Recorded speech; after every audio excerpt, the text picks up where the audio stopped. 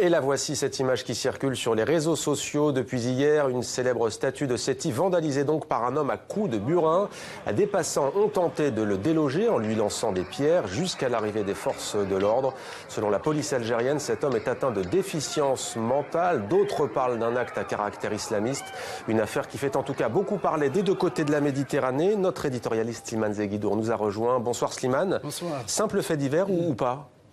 Fait divers en apparence, mais si on voit la cible, l'objet du délit, c'est-à-dire la statue d'une femme nue posée sur la place centrale de la ville, là, le fait divers prend un sens particulier.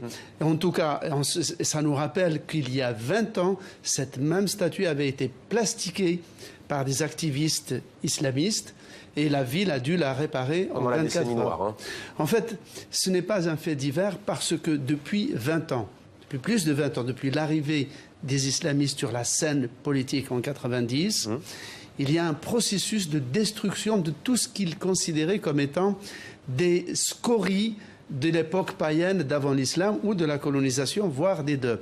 Et donc on a vu des activistes islamistes plus ou moins téléguidés s'en prendre à l'essentiel de l'islam algérien et de l'islam maghrébin, qui est un islam rural, naturaliste, agraire et donc, à leurs yeux, païens.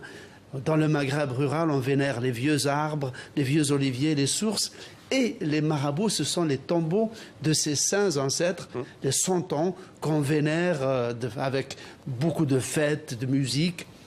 C'est à ces symboles que les islamistes se sont attaqués. Ils en ont détruit presque 350 en Algérie en 20 ans. Et même le tombeau à Tlemcen de Sidi Boumedienne, ça ne dit rien au public, mais en Afrique du Nord, c'est un des plus grands saints, des plus universellement vénérés au Maghreb.